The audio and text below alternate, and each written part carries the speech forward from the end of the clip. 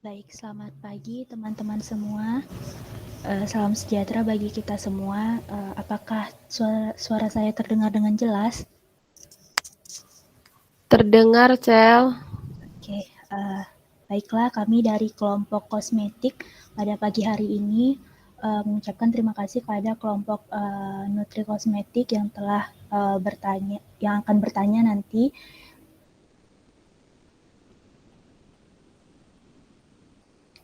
Pada pagi hari ini, kami kelompok kosmetik yang beranggotakan Anissa Amalia, Dewi Fitriani, Hania Nabila, Rika Nusafitri, Riza Dwi Oktaviani, dan saya sendiri Rahel Robina akan mempresentasikan hasil diskusi kami terkait review jurnal untuk beberapa sediaan kosmetik dengan berbagai macam sumber bahan alam. Baik, langsung saja dimulai. Next. Adapun pokok pembahasan pada hari ini yaitu yang pertama nanti ada kosmetik dari tumbuhan, kosmetik dari hewan, kosmetik dari mineral, kosmetik dari mikroorganisme, kosmetik dari minyak atsiri, dan yang terakhir nanti ada dibahas tentang kosmetik dari bahan alam kelautan. Yang pertama itu kosmetik dari tumbuhan.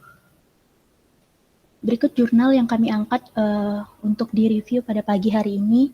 Dari tumbuhan itu judulnya formulasi krim ekstrak etanol daun beluntas Lucea indicalin les dan uji aktivitas fisik, kestabilan fisiknya. Adapun latar belakang dalam penelitian ini yaitu krim adalah salah satu kosmetik yang paling sering digunakan. Krim adalah sediaan berupa emulsi setengah padat yang terbagi atas tipe minyak dalam air atau MA dan air dalam minyak atau AM dan dimaksudkan untuk pemakaian luar. Krim tipe minyak dalam air lebih disukai karena sifatnya yang mudah dibersihkan daripada kebanyakan salep. Penggunaan asam stearat sebagai emulgator dan sediaan krim tipe minyak dalam air dapat menjadikan krim lebih lunak sehingga nilai viskositasnya menjadi lebih rendah. Pada sediaan topikal, asam stearat berfungsi sebagai pengemulsi bersama trietanolamid. Emulgator diperlukan untuk membentuk emulsi yang baik, karena tanpa adanya emulgator yang sesuai, maka emulsi akan membentuk krimming, flokulasi, koalesensi, dan inversi yang disebut sebagai ketidakstabilan emulsi. Kosmetik berbahan dasar alam telah banyak diminati oleh masyarakat. Formulasi herbal telah menarik perhatian karena memiliki khasiat yang baik serta minim efek samping dibandingkan obat sintetik. Adanya kemungkinan reaksi negatif pada kulit karena campuran senyawa kimia menyebabkan konsumen beralih ke produk kosmetik yang berasal dari bahan herbal. Daun beluntas merupakan salah satu tanaman tradisional yang sering dijumpai dalam kehidupan sehari-hari. Penelitian Wulandari pada 2015, ekstrak etanol 96% dari daun beluntas memiliki efek antibakteri dan dapat menghambat bakteri penyebab infeksi yaitu Staphylococcus aureus dengan konsentrasi sebanyak 10%. Next. Nah, dalam jurnal ini didapatkan bentuk sediaannya itu krim, kemudian bentuk bahan aktif yang dipakai itu berupa ekstrak etanol daun beluntas. Adapun bahan yang dipakai dalam formulasi pada jurnal ini adalah yang pertama etanol 96%, KOH 0,5%, CaCl2, kemudian HCl, H2SO4, reaksi Mayer, amil alkohol, reagen Bouchard, anhidrat NH4OH, HCl2N, FeCl3, logam Mg, reagen Molis, dan Pelling AB, Aquades, asam stearat, trietanolamid, setil alkohol, gliserin, asam benzoat, natrium benzoat. Prosedur kerja meliputi yang pertama nanti ada ekstraksi, kemudian formulasi, dan dilanjutkan dengan uji kestabilan fisik. Yang pertama ekstraksi. Simplicia daun beluntas diekstrak dengan cara maserasi. Kemudian daun yang telah kering dihaluskan ditimbang kurang lebih sebanyak 700 gram, kemudian dimaserasi dengan etanol 76%, volume pelarut etanol harus melebihi batas simplisia kurang lebih 2 cm dari permukaan simplisia.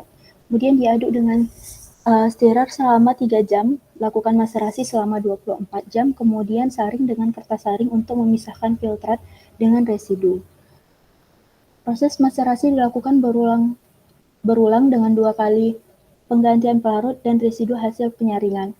Selanjutnya, filtrat 1 dan 2 hasil maserasi digabungkan dan diuapkan pelarutnya atau disebut dengan evaporasi menggunakan rotary evaporators, sehingga diperoleh ekstrak kental daun beluntas. Selanjutnya, ekstrak kental daun beluntas diuapkan di atas waterbath hingga volumenya konstan.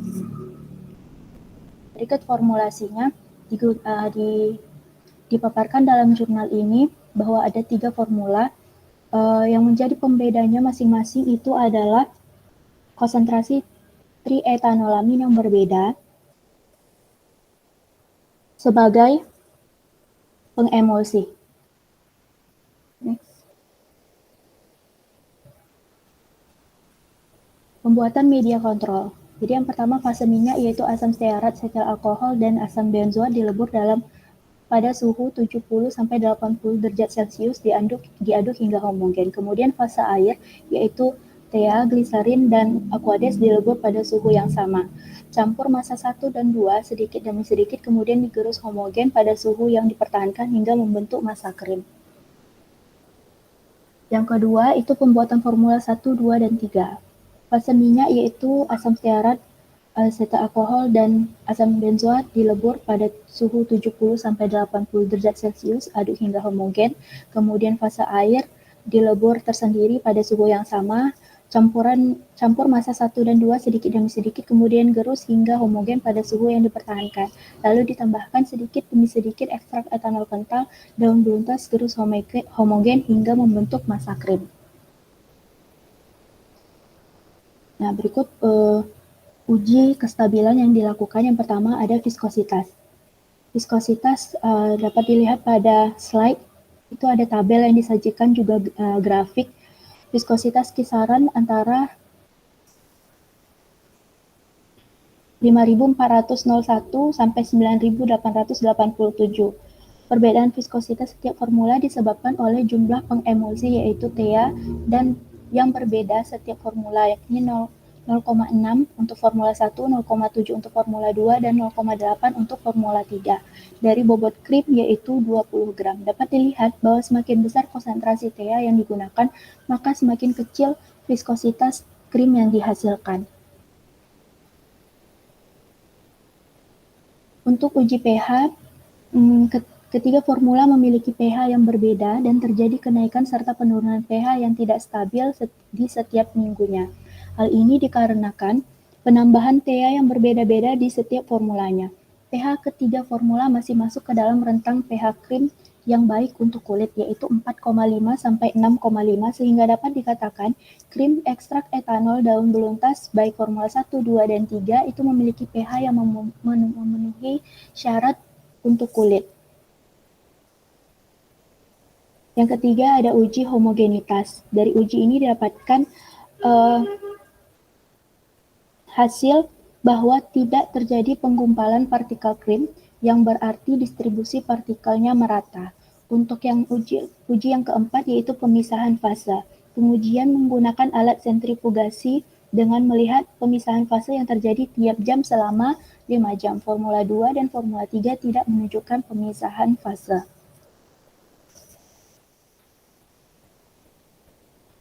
Kemudian uji terhadap perubahan warna. Pengujian warna terhadap formula krim ekstrak etanol daun beluntas dilakukan menggunakan kuesioner dan dibagikan kepada 30 responden. Setelah dilakukan kuesioner, 13,33% responden pada formula 1 menyatakan terdapat perbedaan bau sediaan krim dari hari ke-7 hingga hari ke-28, sedangkan 10% responden menyatakan terdapat perbedaan bau pada formula 2 dan formula yang ketiga.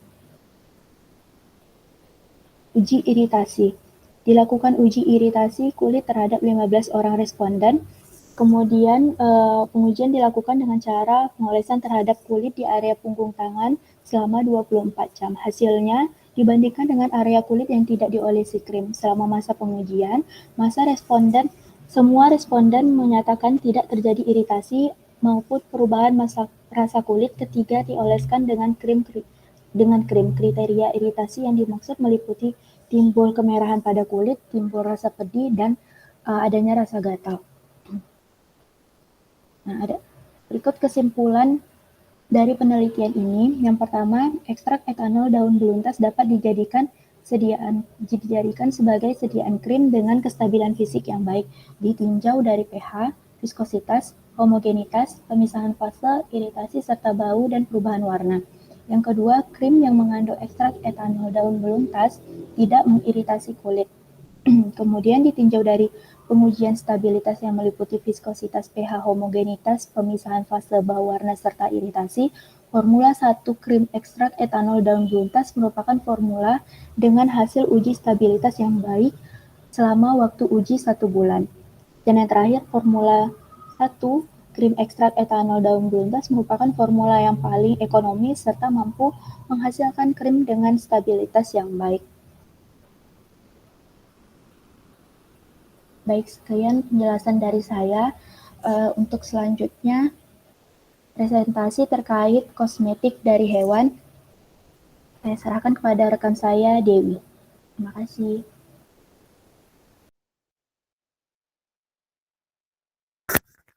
Baik, terima kasih kepada Rachel. Selanjutnya ada kosmetik dari hewan. Nah, di sini kami mengambil sebuah jurnal yang berjudul Nanopartikel Kolagen Kulit Ikan sebagai bahan baku formulasi gel dan krim anti-aging. Nah, latar belakang dari jurnal ini yaitu menurut Sharma dan Sharma 2012 berdasarkan laporan dari Global Industry Analysis pada tahun 2015 diperkirakan permintaan dari produk anti-aging ini mencapai 291,9 miliar.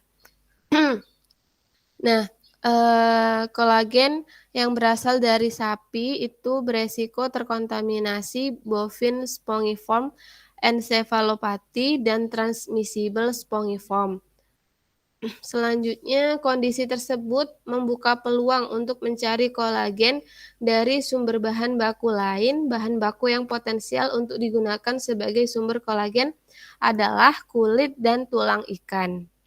Next.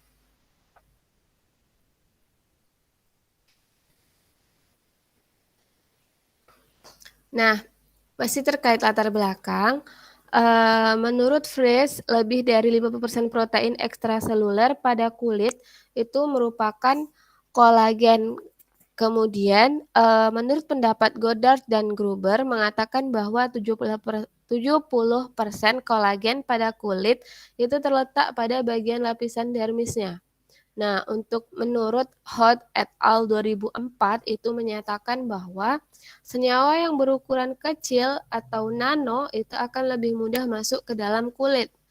Nah, sedangkan menurut Mu dan Sprando 2010 melaporkan bahwa partikel yang berukuran nano itu memiliki luas permukaan yang lebih besar, sehingga meningkatkan kemampuan untuk melintasi hambatan biologis serta meningkatkan kelarutan bahan aktif. Nah, berdasarkan uraian di atas, maka perlu dilakukan kajian terhadap peranan nanopartikel kolagen dari kulit ikan sebagai bahan kosmetik anti-aging. Next. Nah, untuk bentuk bahan aktifnya di sini digunakan kolagen dan nanopartikel kolagen dari beberapa jenis ikan. Sedangkan bentuk sediaannya di sini akan dibuat gel dan krim anti-aging. Next. Nah, adapun prosedur pembuatannya, yang pertama preparasi. Nah, di sini membuat emulsi minyak atau air, minyak atau air untuk jenis kulit normal dan kulit kering, serta krim untuk kulit kering. Penambahan argirelin sebanyak 0,5 gram per liter, phenoxyetanol 0,5% dan 99,45% air. Suhunya dipertahankan dalam 4 derajat Celcius dan ditambahkan asetil heksapeptida 8 sebanyak 5%. Kemudian untuk prosedur pembuatan krim dimulai dengan penimbangan semua bahan untuk fase minyak dan fase air. Pemanasan fase minyak hingga semua bahan meleleh, dilanjutkan pemanasan pada fase cair dengan suhu yang sama sampai semua bahan homogen dan memperoleh emulsi air atau minyak. Emulsi selanjutnya digoyang secara perlahan dan didinginkan pada suhu kamar. Nah, untuk pembuatan gel anti-aging ini dilakukan dengan menimbang semua bahan dan ditambah air serta digoyang-goyang secara perlahan. Nah, di sini kita gunanya untuk menghindari pembentukan gelembung udara sampai gel terbentuk. Next. Nah, di sini ada tabel formulasi gel dan krim anti-aging.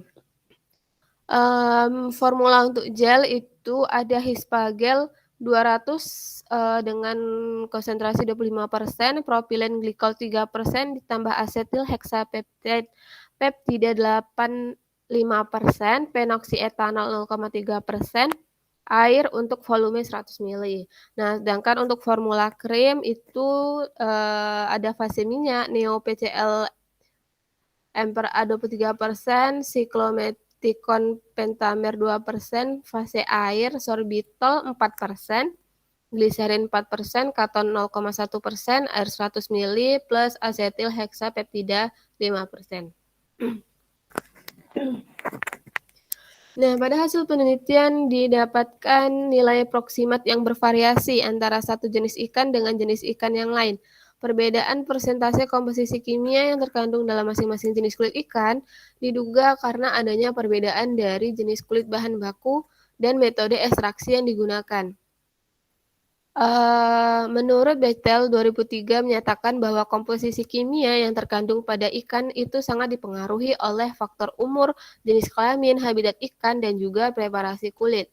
Kolagen dan nanopartikel, kolagen dari beberapa jenis ikan yang memenuhi spesifikasi untuk dijadikan sebagai bahan baku kosmetik adalah kolagen yang berasal dari ikan rainbow trout. Persyaratan kolagen kosmetik grade antara lain kandungan air kecil 5%, protein besar dari 10-90%, dan abu kecil dari 1%.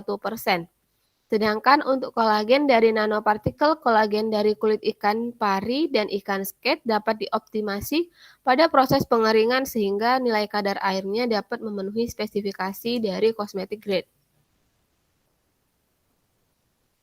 Next. Nah, ini ada tabel evaluasi perubahan karakteristik organoleptik formulasi gel anti-aging selama penyimpanan. Tabelnya terlampir, bisa teman-teman lihat. Next. Ini masih terkait tabel yang tadi juga, bisa teman-teman lihat. Next. Nah, selanjutnya ada evaluasi. Berdasarkan tabel di atas tadi diketahui bahwa konsistensi formula gel menurun setelah penyimpanan 12 bulan, baik yang disimpan pada suhu dingin maupun yang disimpan pada suhu ruang. Sedangkan untuk formula krim terjadi peningkatan konsistensi setelah penyimpanan selama 6 bulan. Akan tetapi setelah penyimpanan mencapai 12 bulan pada suhu dingin, yaitu 4 derajat Celcius, terjadi pembentukan kerak.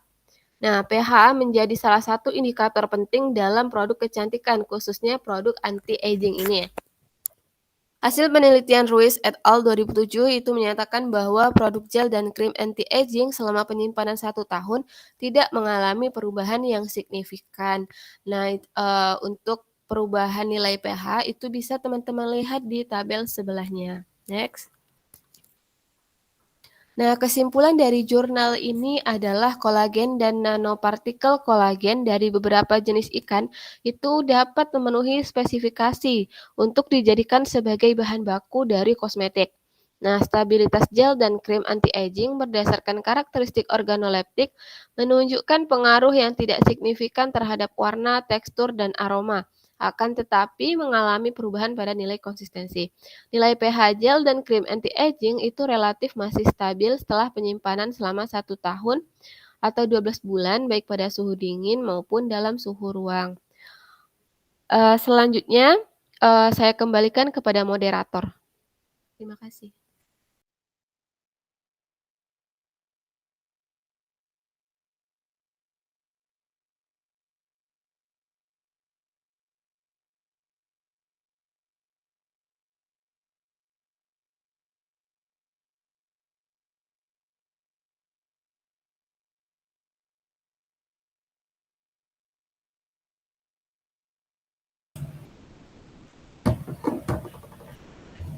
Baik, kepada teman-teman yang ingin bertanya terkait jurnal kosmetik dari tumbuhan dan mineral, kami persilahkan.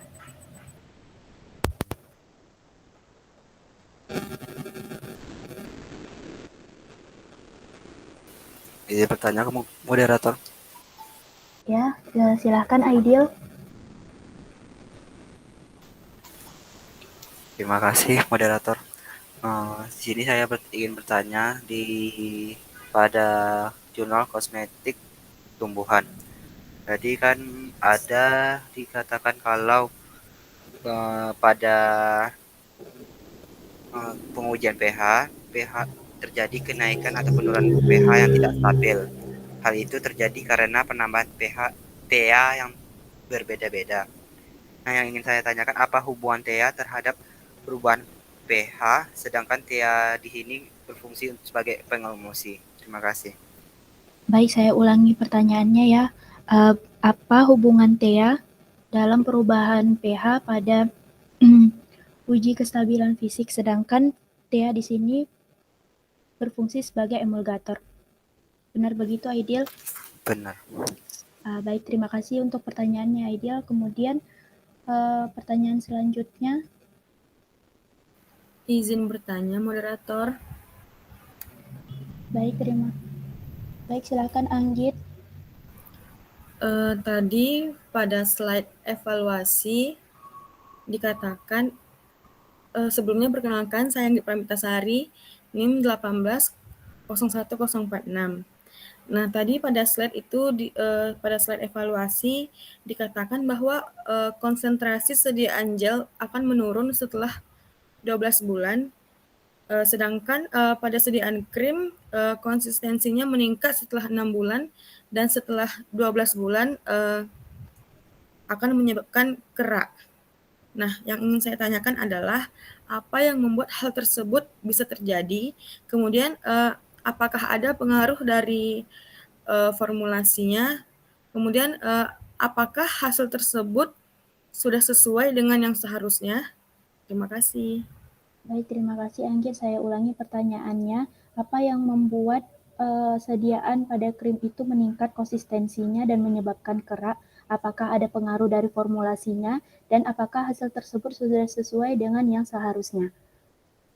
Ya, terima kasih Anggit. Baik, kami terima dulu dua pertanyaan dari teman-teman. Untuk selanjutnya kita lanjutkan presentasi terkait kosmetik dari mineral.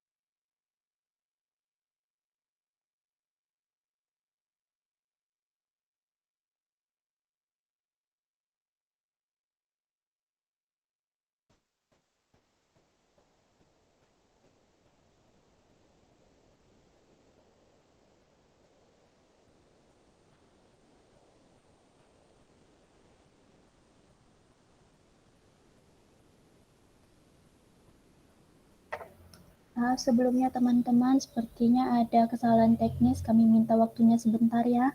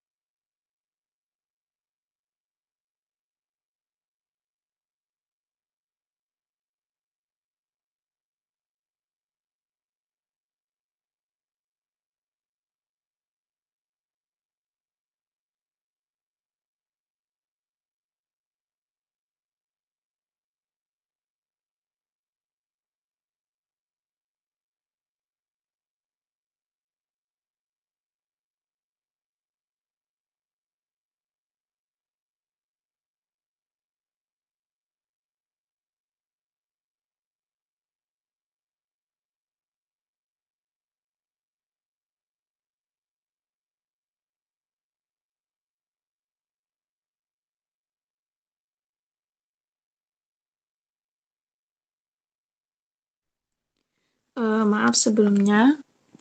Baiklah, kita lanjutkan ya. Untuk presentasi selanjutnya itu kosmetik dari mineral. Untuk kosmetik dari mineral itu kami mengambil judul jurnalnya itu optimasi zinc oksida dari asam malat dalam krim tabir surya, kombinasi avobenzon dan oksil metasunamid dengan desain faktorial. Selanjutnya.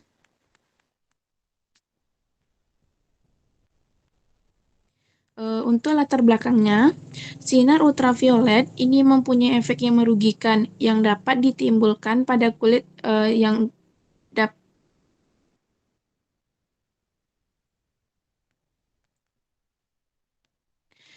Sinar ultraviolet ini mempunyai efek yang merugikan yang dapat ditimbulkan pada kulit, yaitu terjadi kerusakan epidermis yang biasa disebut dengan sengatan surya, pigmentasi, pengkerutan kulit, dan penuaan kulit. Salah satu cara untuk mencegah efek buruk paparan sinar matahari ini terhadap kulit itu dapat dilakukan dengan menggunakan tabir surya. Mekanisme kerja tabir surya itu dibagi menjadi dua, yaitu tabir surya physical blocker yang bekerja dengan memantulkan radiasi sinar UV dan juga chemical absorber yaitu yang bekerja dengan menyerap radiasi sinar UV. Tabir surya physical blocker yang digunakan adalah zinc oksida. Chemical absorber yang digunakan yaitu avobenzon sebagai anti-UVA dan oksitil metasinamid sebagai anti-UVB. Chemical absorber akan mengalami degradasi saat terpapar sinar UV. ZNO dapat mempengaruhi pH sediaan tabir surya. Semakin besar konsentrasi ZNO yang ditambahkan, maka semakin besar pH sediaan tabir surya. Efektivitas tabir surya itu dapat dipengaruhi oleh derajat keasaman sehingga dilakukan penambahan AH ke dalam formula tabir surya yaitu asam malat untuk menurunkan pH sediaan. Jadi, penelitian ini bertujuan untuk menentukan komposisi optimum dari ZNO dan asam malat pada sediaan krim tabir surya ditinjau dari nilai pH, viskositas, SPF, transmisi eritema, transmisi pigmentasi. Komposisi optimum itu yang didapatkan itu diharapkan akan menghasilkan sediaan krim tabir surya yang baik secara organoleptis, memiliki pH yang tidak mengiritasi kulit dan viskositas yang sesuai. Selanjutnya,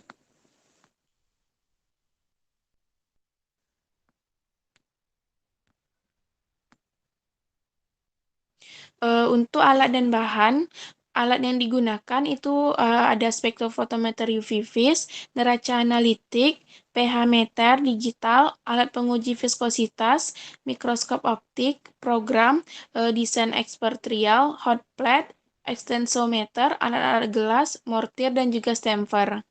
Untuk bahan yang akan digunakan dalam penelitian ini, itu dia ada ZNO, asam malat, osetilmeksosinamid, avobenzon, setil alkohol, asam stearat, TEA, Twin 80, sorbitol, simetikon, dan juga aquades. Untuk pembuatan sediaan krim tabir surya, ini ada pada tabel itu adalah rancangan formula krim tabir suryanya. Itu terdiri dari formula 1, A, B, dan juga AB. Komposisinya dapat dilihat teman-teman lihat pada tabel. Untuk pembuatan sediaan krim tabir surya, ini dilakukan dengan cara melebur pada hot plate pada suhu 70 derajat Celcius sampai diperoleh fase minyak. Avobenzon, oksin metasinamid, asam stearat, setil alkohol, dan simetikon. Sorbitol, Twin 80, TEA, dan aquades itu dipanaskan di atas hot plate pada suhu 70 derajat Celcius itu sampai melebur. Fase minyak dan fase air itu pada suhu yang sama, dicampurkan secara bersamaan pada mortir panas dan diaduk konstan hingga terbentuk massa krim itu yang berwarna putih. Lalu setelah mortir dingin, ditambahkan ZNO yang telah diayak dan juga asam malat, kemudian diaduk hingga homogen. Selanjutnya dilakukan evaluasi sediaan krim tabir surya. Evaluasi yang akan dilakukan itu meliputi berupa pengujian sifat fisika kimia dari sediaan tabir surya. Pengujian tersebut itu meliputi uji organoleptis, pH, viskositas, serta uji efektivitas krim tabir surya yang terdiri dari pengujian SPF, transmisi eritema, dan juga transmisi pigmentasi.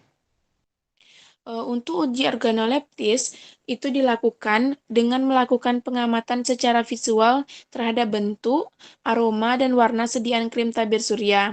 Sedangkan uji sifat fisika kimia yang lain dilakukan dengan menggunakan alat yang sesuai dengan masing-masing pengujian. Setiap pengujian itu diharapkan memberikan hasil sesuai dengan rentang yang ditetapkan.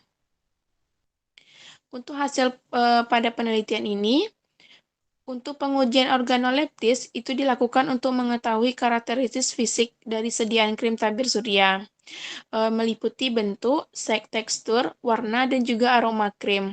Sediaan krim tabir surya dari keempat formula itu dia menghasilkan krim dengan tekstur lembut, berwarna putih, dan tidak beraroma. Formula A dan formula AB itu menghasilkan tekstur krim yang lebih padat. Untuk yang pengujian pH, itu dilakukan untuk menjamin pH sediaan sesuai dengan pH kulit, sehingga tidak terjadi iritasi yang berulang. pH yang dapat ditoleransi kulit itu tidak mengiritasi, yaitu 4,5 sampai dengan 6,5. Keempat sediaan itu dibuat hanya formula A yang tidak memenuhi persyaratan pH yang diharapkan. Untuk pengujian viskositas itu dilakukan untuk mengetahui kekentalan dari krim yang terbuat dari nilai viskositas yang diharapkan itu sebesar 50 sampai dengan 1.500. Dari keempat sediaan itu dihasilkan hanya formula B saja yang memberikan hasil viskositas sesuai dengan rentang yang ditentukan.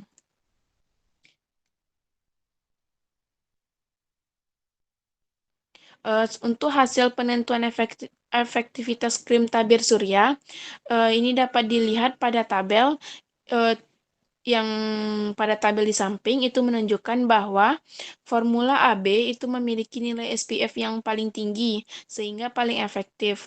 Nilai SPF ini berhubungan dengan lama perlindungan yang diberikan krim tabir surya.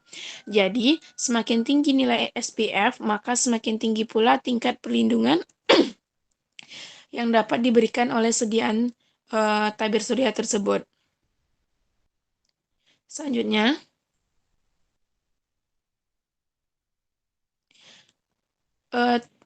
pada tabel ini juga menunjukkan bahwa formula A itu memiliki nilai transmisi eritema yang paling tinggi. Formula B itu memiliki nilai transmisi eritema yang paling kecil.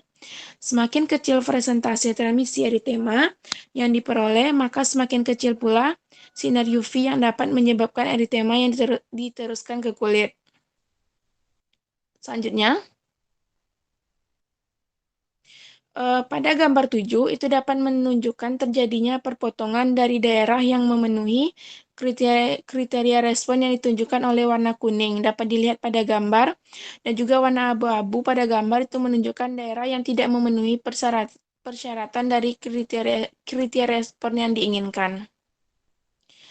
Selanjutnya, untuk kesimpulan yang diperoleh dari penelitian ini, ZNO itu dapat menurunkan nilai SPF, dapat juga meningkatkan nilai pH, viskositas, transmisi eritema, dan juga transmisi pigmentasi. Asam malat juga dapat menurunkan nilai pH, transmisi eritema, dan transmisi pigmentasi.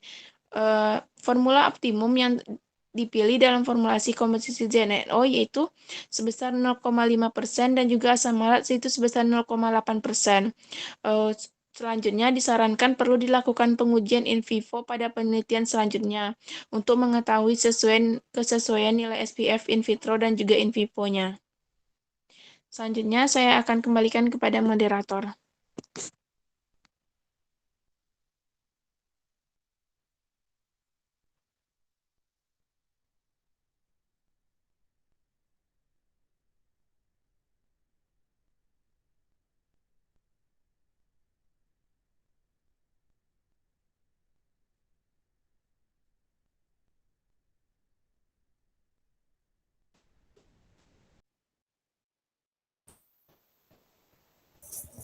Baik, terima kasih Kak Hania.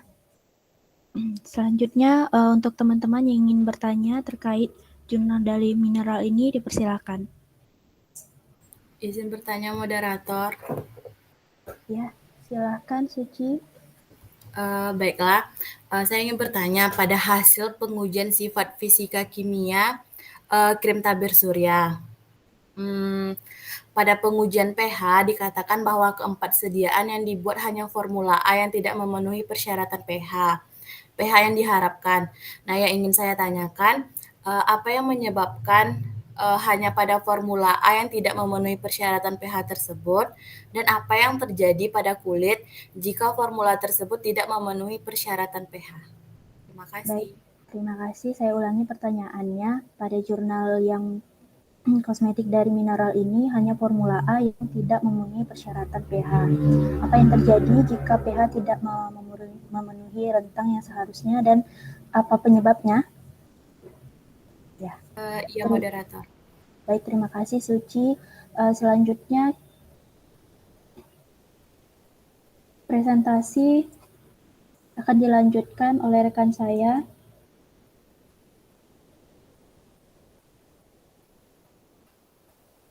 Kosmetik dari mikroorganisme. Baik, terima kasih kepada moderator. Di sini saya akan melanjutkan presentasi kosmetik dari mikroorganisme. Nah, lanjut.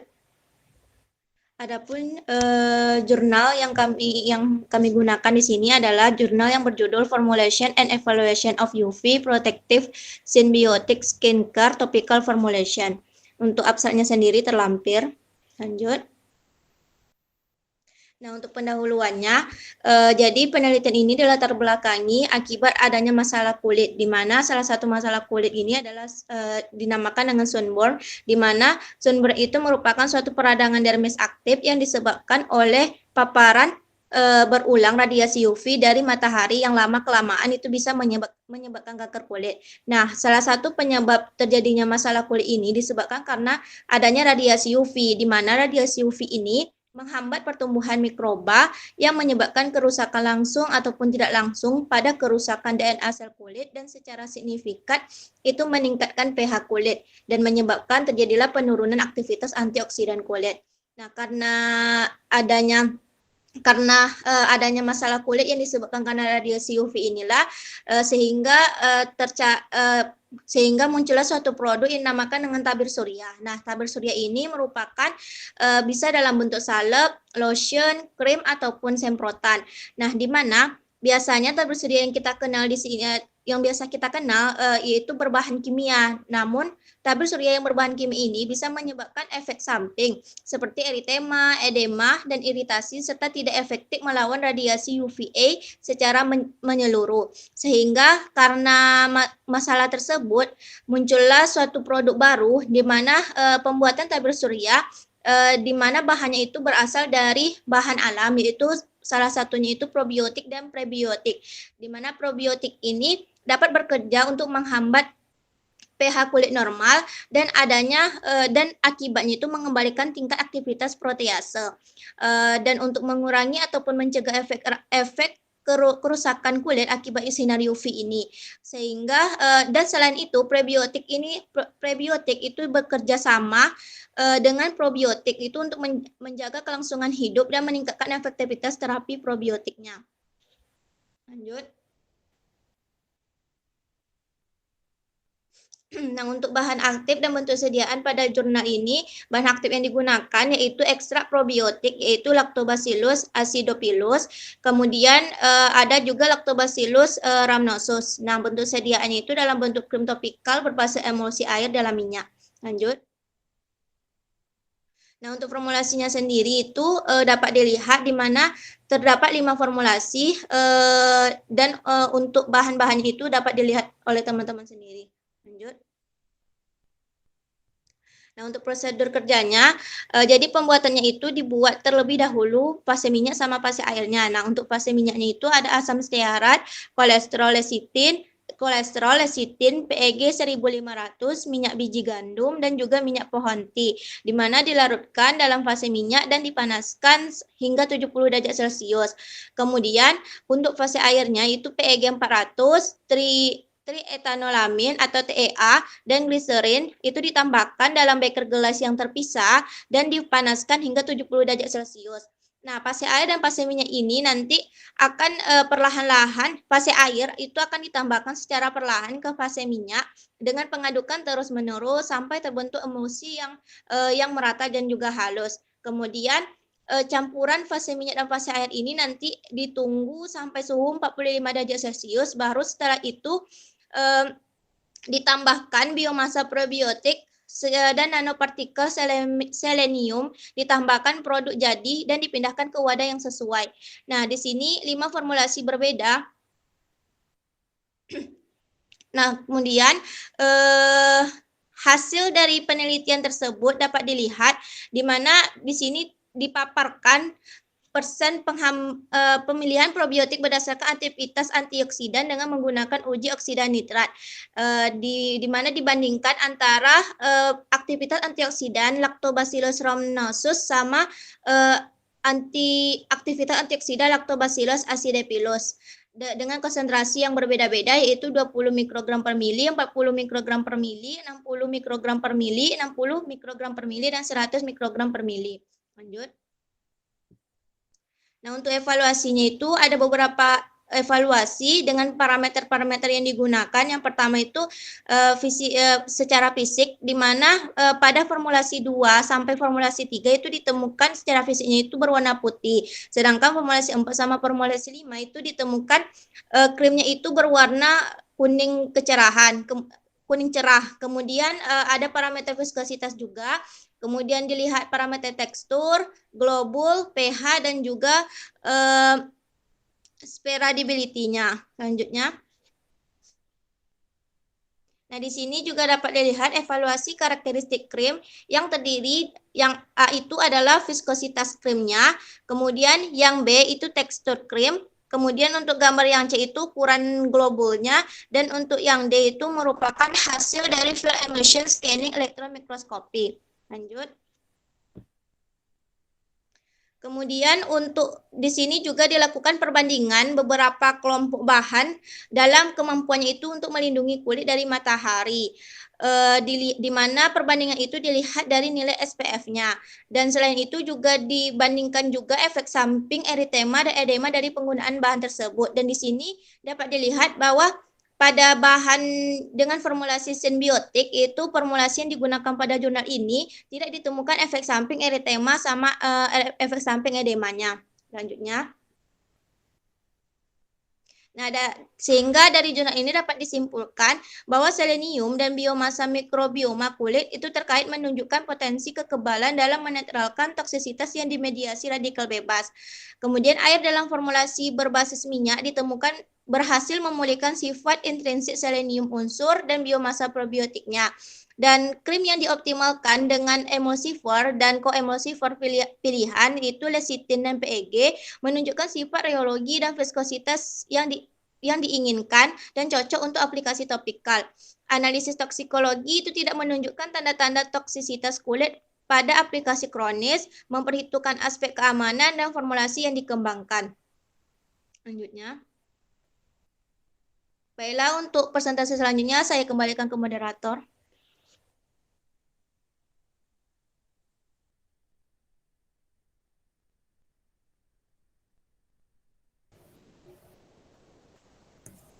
Baik, selanjutnya untuk teman-teman yang ingin bertanya kami persilahkan. Izin bertanya, moderator.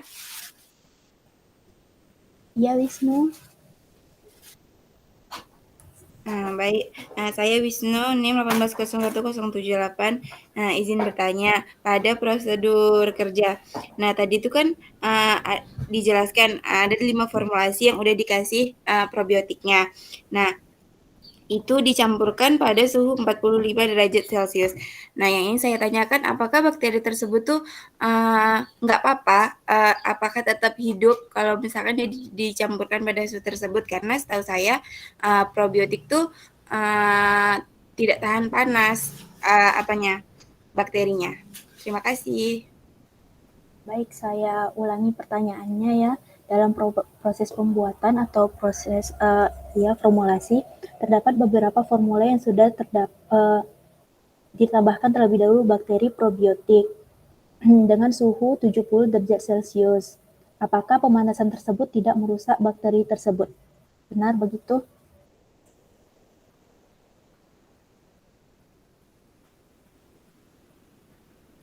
Benar, moderator.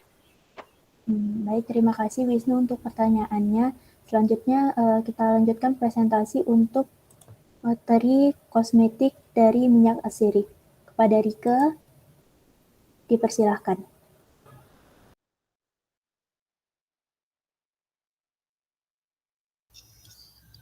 Baik, terima kasih moderator. Selanjutnya saya akan menjelaskan mengenai kosmetik dari minyak atsiri. Selanjutnya. Nah, judul jurnal yang digunakan yaitu formulasi sediaan sabun pada transparan minyak atsiri daun jeruk limau, Citrus amblicarpa, Hax ose sebagai antibakteri terhadap Staphylococcus aureus. Selanjutnya. Nah, latar belakang dari jurnal tersebut yaitu tanaman banyak mengandung minyak atsiri yang berguna sebagai antiinflamasi, karminatif, antiseptik, ataupun antibakteri dan banyak digunakan pada pembuatan parfum maupun kosmetik. Nah, salah satu tanaman yang dapat dimanfaatkan yaitu tanaman sitrus yang memiliki komponen minyak atsiri dan dapat dimanfaatkan dalam pembuatan sabun padat transparan. Nah, sabun padat transparan ini adalah salah satu inovasi sabun yang menjadikan sabun lebih menarik. Selanjutnya. Nah, bahan aktif yang digunakan yaitu minyak atsiri jeruk limau yang terdapat pada kulit buah dan daun. Komponen penyusun minyak atsiri pada kulit buah yaitu beta-pinena, simena, limonena, citronellal. Sedangkan pada daunnya yaitu beta-pinena, linalol, citronellal, dan geranilol. Untuk bentuk sediaan yang akan dibuat yaitu dalam bentuk sabun padat transparan yang mempunyai busa yang lebih lembut di kulit dan penampakannya lebih berkilau dibandingkan sabun lainnya. Selanjutnya. Nah, untuk alat dan bahan yang akan digunakan terlampir. Selanjutnya. Nah, untuk pembuatannya yaitu pertama pembuatan minyak atsiri itu dilakukan dengan metode destilasi uap air. Nah, yang pertama itu daun jeruk limau itu ditimbang sebanyak 8 kg. Tabung destilasi itu diisi air sampai permukaan air berada tidak jauh di bawah saringan. Daun jeruk limau diletakkan di atas saringan berlubang dalam tabung destilasi yang telah berisi air, lalu tabung ditutup rapat. Nah, tabung destilasi ini dihubungkan dengan kondensor dan tabung pendingin balik. Pendingin balik ini dialiri air keran secara terus-menerus sampai destilasi selesai. Kompor gas dihubungkan ke tabung dan dihidupkan serta diatur besar kecil api pemanasan. Agar pemanasan ini berjalan sekitar 5 jam. Pemanasan akan membuat air dalam tabung destilasi dan minyak atsiri dalam daun tersebut menguap, namun segera terembunkan kembali dalam tabung pendingin. Nah, destilat yang diperoleh itu merupakan campuran minyak dan air yang ditampung dalam kondensor. Minyak dan air ini dipisahkan dengan corong pisah untuk memperoleh minyak atsiri murni dan ditempatkan dalam botol gelap yang tertutup rapat. Selanjutnya, nah, ini merupakan rancangan formulasi sabun padat transparan minyak atsiri dari daun jeruk limau. Bahannya ada VCO, ada asam stearat, ada NaOH 30%, gliserin, etanol 96%, sukrosa, asam sitrat, DEA, NaCl, dan Aquades. Selanjutnya, nah, untuk pembuatan sabun padat transparannya, yang pertama itu asam stearat itu dilelehkan dengan pemanasan 70 derajat Celcius sampai mencair. Kemudian ditambahkan VCO yang telah dipanaskan terlebih dahulu hingga suhu 50 derajat Celcius dan diaduk hingga homogen. Kemudian ditambahkan larutan NaOH 30% pada suhu 60 sampai 70 derajat Celcius. Nah, pada saat penambahan NaOH ini, adonan akan menjadi keras dan lengket yang menunjukkan terbentuknya stok sabun. Kemudian pengadukan terus dilakukan sampai homogen. Kemudian ditambahkan etanol, gliserin, dan sukrosa yang telah dilarutkan oleh air. Dilakukan secara bertahap sambil terus dilakukan pengadukan hingga sukrosa larut dengan sempurna. Selanjutnya, setelah larutan menjadi homogen, kemudian ditambahkan asam sitrat, ditambahkan kokomit DEA dan NaCl yang telah dilarutkan terlebih dahulu dengan air. Kemudian diaduk sekitar 7-10 menit hingga campuran itu menjadi homogen. Setelah itu ditambahkan minyak jeruk limau pada campuran basis, kemudian diaduk hingga homogen. Nah, selanjutnya itu dimasukkan ke dalam cetakan sabun dan disaring, didiamkan selama 24 jam pada suhu ruang. Selanjutnya, nah, hasil penelitian dari jurnal tersebut yaitu menunjukkan kadar minyak atsiri dari daun jeruk limau yang didapat dari 8 kilo daun tersebut adalah 0,70%. Hasil analisis komponen kimia minyak atsiri itu terdapat senyawa citronellal yang merupakan cairan yang tidak berwarna yang memiliki bau seperti minyak tawon dari golongan senyawa monoterpen. Nah, analisis kadar citronellal ini dilakukan dengan menggunakan spektrofotometer gas kromatografi. Nah, kadarnya itu didapatkan 53,44%. Tabel di bawah ini merupakan hasil analisis minyak atsiri dari daun jeruk limau, di mana warnanya ini kuning kecoklatan, berat jenisnya 0,8753, indeks biasnya 1,4615, sedangkan putaran optiknya itu min 1,700 dan kelarutan dalam alkohol 80% itu 1:2 termasuk larut. Selanjutnya, berikut ini adalah evaluasi yang dilakukan pada penelitian tersebut untuk uji organoleptis pada formula 1 sampai formula 5, bahkan kontrol positif itu bentuk sediaan padat, warnanya itu terlampir dengan kode warnanya dan baunya. Untuk formula 1 itu khas sabun, untuk formula 2 sedikit khas daun jeruk limau, untuk formula 3 itu agak khas daun jeruk limau, untuk formula 4 itu kuat, untuk formula 5 sangat kuat, dan untuk kontrol positif itu khas sabun. Selanjutnya, nah, untuk uji transparansi sabun ini merupakan hasil uji transparansi sabun ini didapatkan hasil bahwa pada semua formula dikatakan transparan karena tulisan berukuran font 14 dapat terbaca melalui sabun dengan ketebalan 0,25 inci atau 0,635 cm. Selanjutnya, nah, dilakukan juga uji pH di mana hasilnya ini masuk dalam rentang pH yang diharapkan, yaitu berkisar antara 9 sampai 11. Sedangkan pada penelitian tersebut uji pH-nya antara 10 sampai 11. Selanjutnya.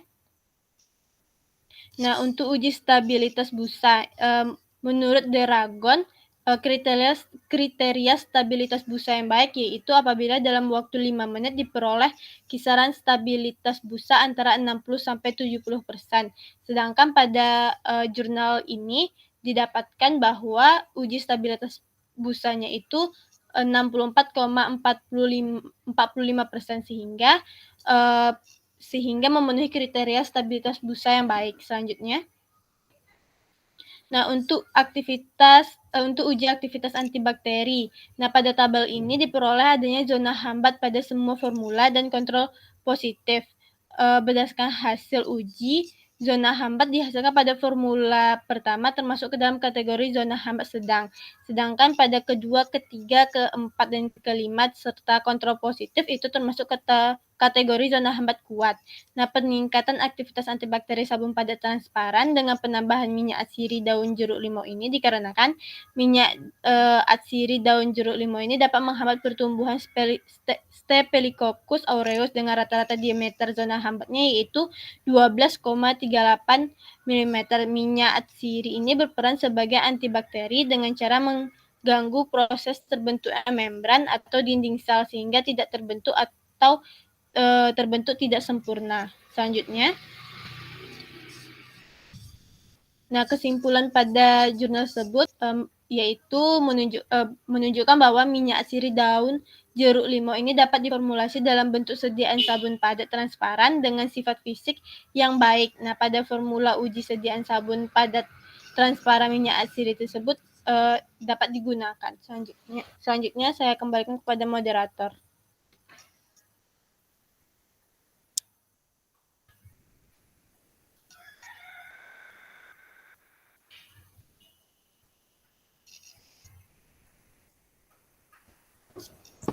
Baik, terima kasih Rike untuk presentasinya. Selanjutnya untuk teman-teman yang ingin bertanya terkait kosmetik dari minyak atsiri, dipersilahkan. Baik, terima kasih kepada moderator.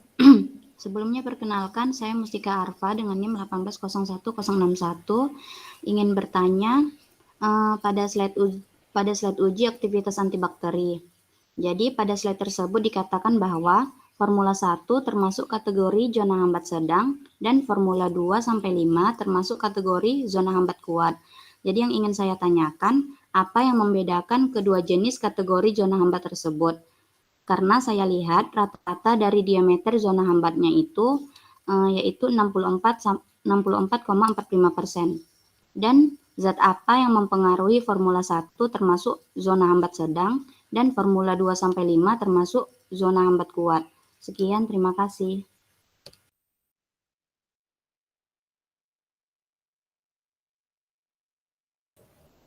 Baik, terima kasih untuk pertanyaannya Mustika. Saya ulangi pertanyaannya ya. Untuk Formula 1 sampai 5 itu kan memiliki kategori zona hambat yang berbeda-beda. Apa yang menjadi pembeda antara kelimanya, sedang dan kuat? Begitu? Iya, benar, moderator. Ya, baik. Terima kasih Mustika. Untuk selanjutnya kita lanjutkan presentasi terkait kosmetik dari bahan alam kelautan. Kepada Riza kami persilahkan.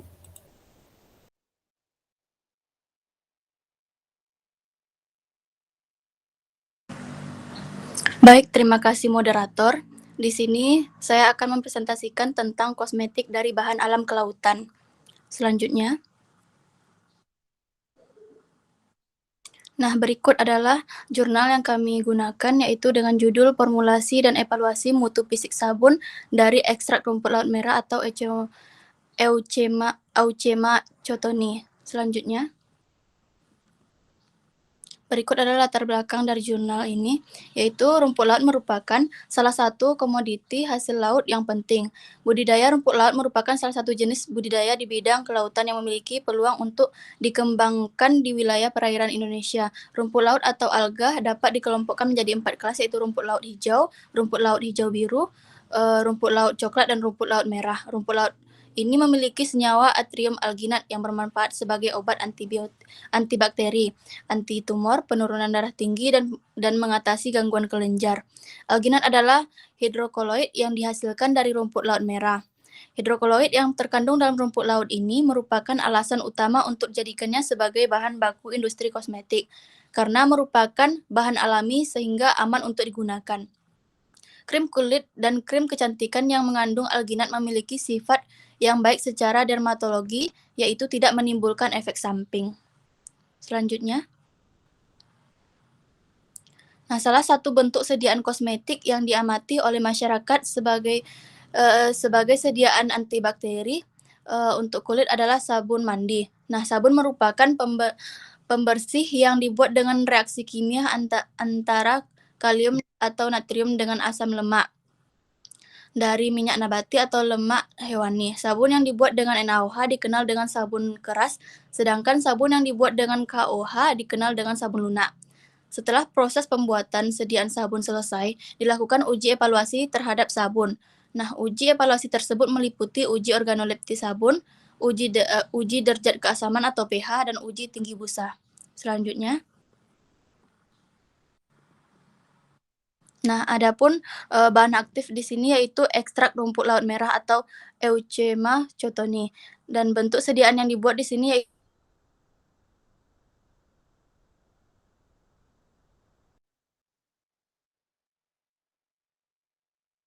yaitu selanjutnya. Adapun bahan yang digunakan di sini yaitu ekstrak rumput laut merah, NaOH, asam stearat, gliserin, minyak kelapa, aquades, dan etanol.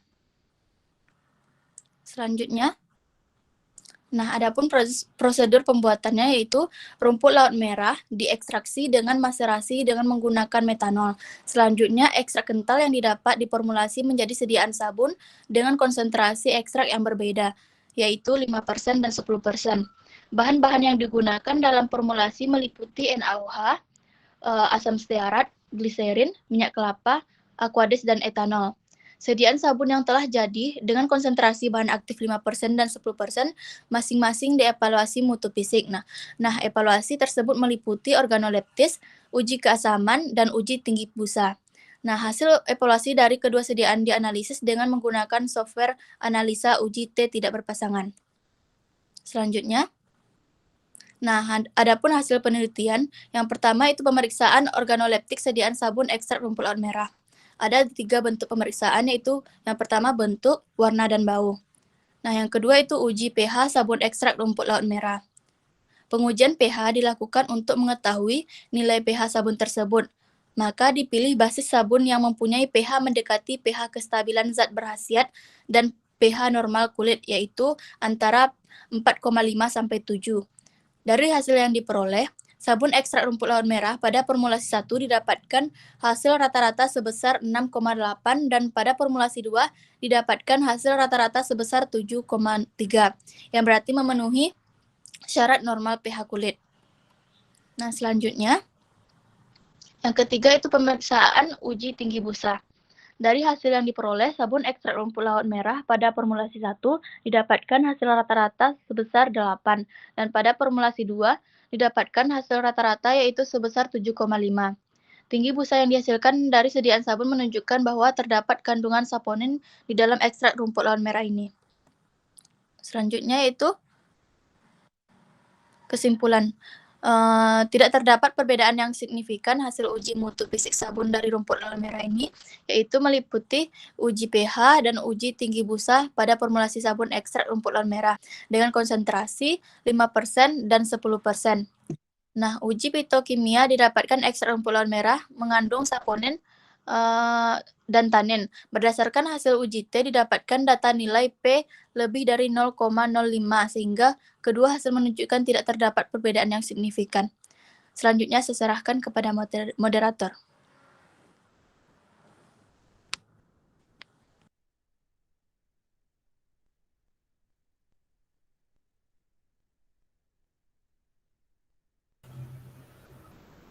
Baik, terima kasih untuk presentasinya Riza. Terkait jurnal ini, kepada teman-teman yang ingin bertanya, kami persilahkan. Izin bertanya, moderator. Silakan, Ci. Baik, terima kasih moderator. Nah, saya izin bertanya kepada kelompok penyaji terkait jurnal ekstrak rumput laut merah tadi ya. Nah, tadi pada tabel 3, hasil pemeriksaan uji tinggi busa, nah di situ dilampirkan bahwa tinggi busa yang dihasilkan dari pengujian ini berasal dari saponin yang terkandung pada ekstrak rumput laut. Nah, menurut kelompok penyaji, apakah saponin ini bisa dimanfaatkan sebagai bahan pembentuk sabun alami jika penelitian ini diteruskan dan tidak menggunakan KOH dan NaOH lagi sebagai bahan pembentuk sabun? Terima kasih. Baik, terima kasih Enci. Saya ulangi pertanyaannya ya. Apakah saponin yang terkandung bisa dimanfaatkan sebagai bahan pembentuk sabun alami jika penelitian ini diteruskan dan tidak menggunakan NaOH atau KOH sebagai bahan pembentuk sabun? Baik, terima kasih untuk pertanyaan dari teman-teman semua. Baiklah, kami mulai menjawab pertanyaan yang pertama itu dari Aidil. Tadi pertanyaannya terkait uji pH. Kenapa TEA itu bisa mempengaruhi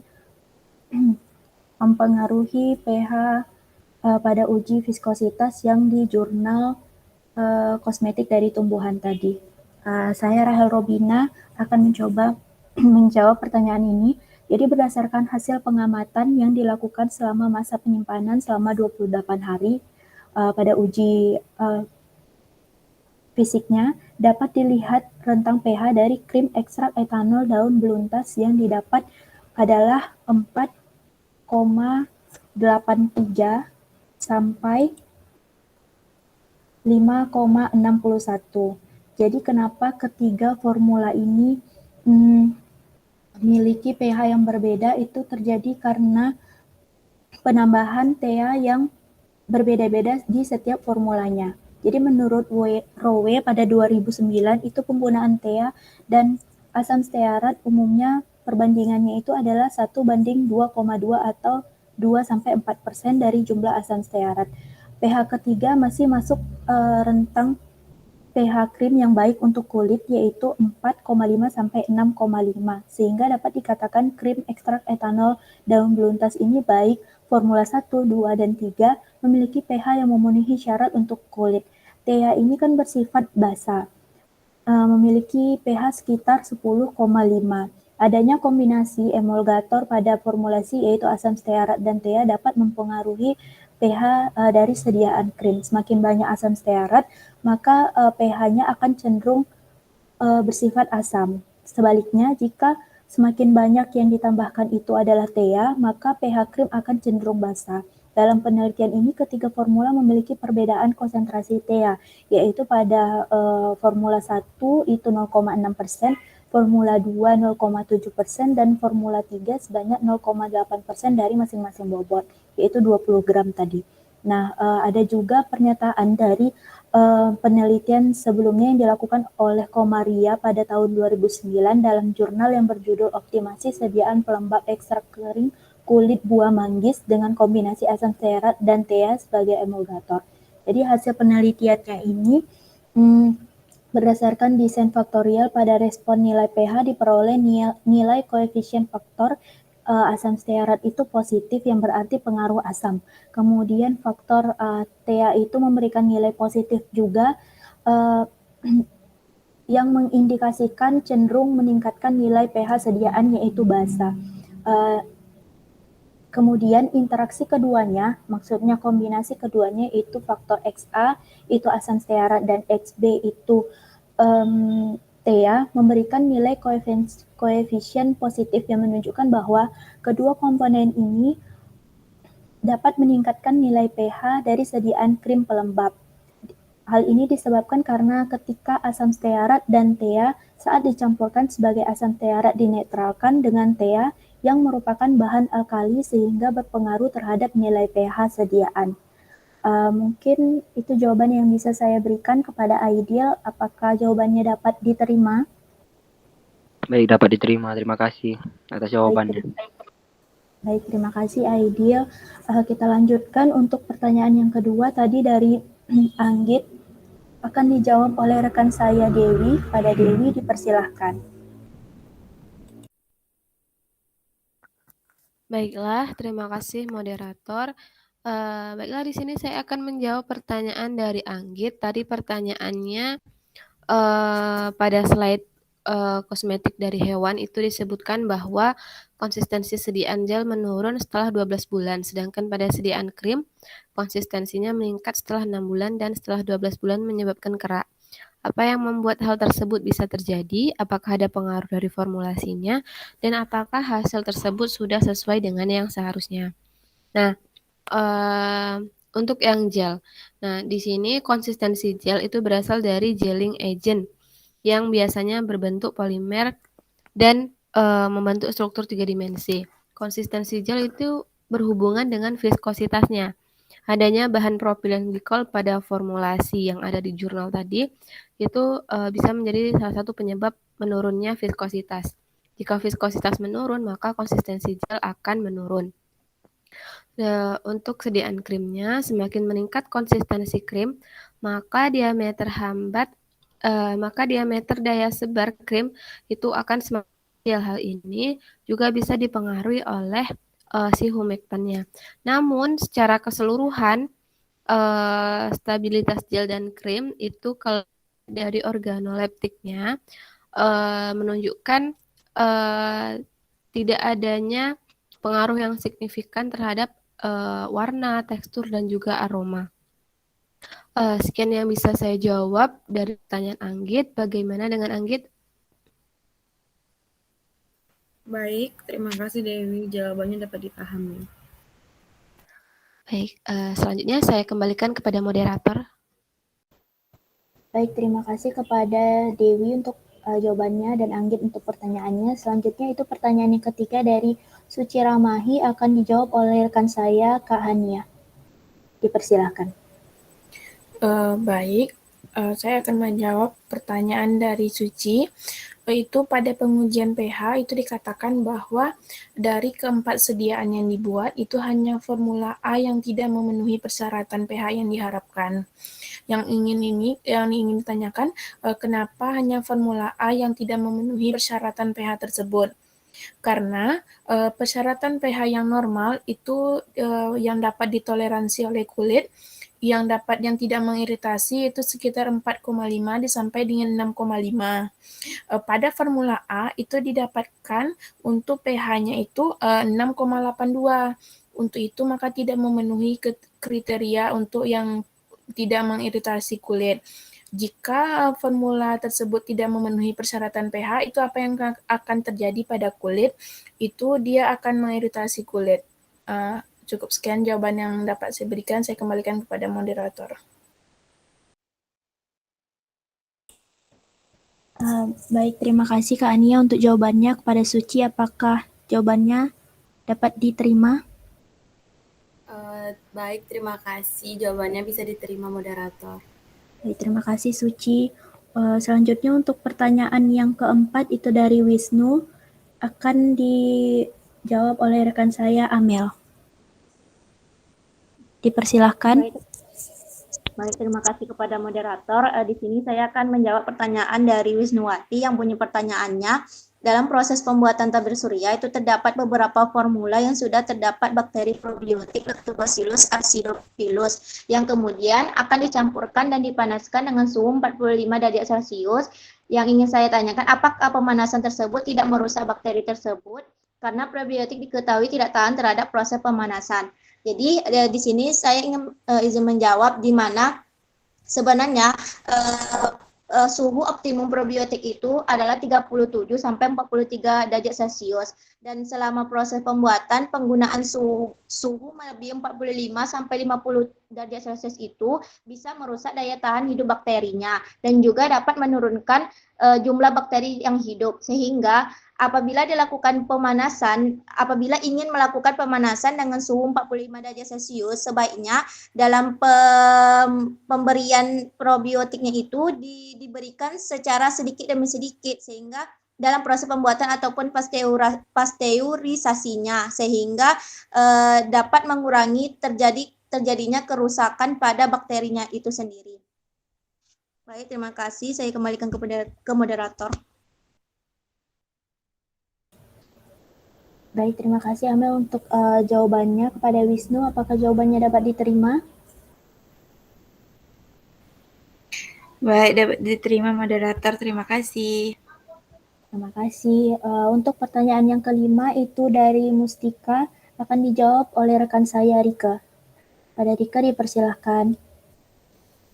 Baik, terima kasih moderator. Saya akan mencoba menjawab pertanyaan dari Mustika, di mana pertanyaannya yaitu pada Formula 1 itu termasuk kategori zona hambat sedang dan Formula 2-5 itu termasuk kategori zona hambat kuat. Pertanyaannya, apa yang membedakan kedua jenis kategori zona hambat tersebut? Karena dilihat dari rata-rata diameter zona hambatnya yaitu 64,45%. Dan zat apa yang mempengaruhi Formula 1 termasuk zona hambat sedang dan Formula 2 itu termasuk Formula 2 hingga 5 itu termasuk zona hambat kuat. Nah, yang membedakan jenis kategori zona hambat sedang dan kuat itu adalah pada diameter zona hambatnya. Nah, untuk diameter zona hambat sedang itu adalah 16 sampai 20 mm dan diameter zona hambat lebih dari 20 itu dikategorikan kuat. Nah, dia kategorinya ada 4. Yang 2 lagi yaitu zona hambat kurang dari 10 mm itu adalah dia tidak memiliki aktivitas antibakteri, dan diameter zona hambat 10-15 mm itu termasuk kategori lemah. Nah, kenapa zat apa yang ada pada Formula 1 sehingga dia termasuk zona hambat sedang dan lainnya itu zona hambat kuat? Itu karena pada Formula 1 ini dia itu termasuk kontrol negatif, di mana formula ini tidak mengandung minyak atsiri daun jeruk limau, tetapi masih dapat menghambat pertumbuhan bakteri Staphylococcus aureus, karena pada setiap formula ini dia mengandung bahan-bahan tambahan lainnya seperti etanol 96% dan NaOH, di mana bahan tersebut bersifat antiseptik dan antimikroba. Nah, etanol itu mempunyai sifat antiseptik yang baik karena etanol itu mampu mendenaturasi protein dan melarutkan lemak yang terdapat pada dinding bakteri, sedangkan untuk NaOH itu diketahui mempunyai sifat antimikroba. Sekian yang dapat saya sampaikan, saya kembalikan kepada moderator. Baik, terima kasih Rika untuk jawabannya. Kepada Mustika, apakah jawabannya dapat diterima? Baik, jawabannya bisa diterima. Terima kasih Rike. Terima kasih Mustika. Untuk pertanyaan terakhir itu dari Enci Kalila, akan dijawab oleh rekan saya Riza. Pada Riza, dipersilahkan. Baiklah, terima kasih moderator. Di sini saya akan mencoba menjawab pertanyaan dari Enci. Yang pertanyaannya itu, pada hasil pemeriksaan uji tinggi busa, dilampirkan bahwa tinggi busa yang dihasilkan berasal dari saponin yang terkandung pada ekstrak rumput laut. Nah, menurut penyaji, apakah saponin yang terkandung ini bisa dimanfaatkan sebagai bahan pembentuk sabun alami jika penelitian ini diteruskan dan tidak menggunakan NaOH atau KOH sebagai bahan pembentuk sabun? Nah, pengujian tinggi busa dilakukan untuk mengetahui kemampuan untuk membersih dan juga wangi sabun pada kulit. Dari hasil yang diperoleh, sabun ekstrak rumput laut merah pada formulasi 1 didapatkan hasil rata-rata yaitu sebesar 8, dan pada formulasi 2 didapatkan hasil rata-rata yaitu sebesar 7,5. Nah, tinggi busa yang dihasilkan dari sediaan sabun menunjukkan bahwa terdapat kandungan saponin dalam ekstrak rumput laut merah. Nah, pengukuran tinggi busa merupakan salah satu cara untuk pengendalian mutu produk sabun agar sediaan memiliki kemampuan yang sesuai dalam menghasilkan busa. Nah, tidak ada syarat tinggi busa minimum atau maksimum untuk suatu sediaan sabun. Nah, karena tinggi busa tidak menunjukkan kemampuan dalam membersihkan. Baiklah, cukup sekian yang dapat saya sampaikan. Selanjutnya saya serahkan kepada moderator. Baik, terima kasih Riza. Kepada Encik, apakah jawabannya dapat terima? Baik, terima kasih moderator. Berarti saya izin konfirmasi lagi ya Riza. Berarti saponin ini bisa ya dimanfaatkan sebagai pembentuk sabun alami? Ya, iya, Cik. Bisa. Baik, terima kasih moderator dan Riza. Baik, terima kasih Encik. Baiklah teman-teman dari kelompok nutrisi, kami ucapkan terima kasih untuk partisipasinya. Sekian presentasi yang dapat kami paparkan dan jawaban yang dapat kami berikan. Jika ada kekurangan dan salah kata kami mohon maaf. Saya sebagai moderator mohon undur diri. Kami ucapkan terima kasih dan selamat pagi. Selamat pagi, terima kasih. Selamat pagi, terima kasih kelompok penyaji. Terima kasih penyaji. Terima kasih.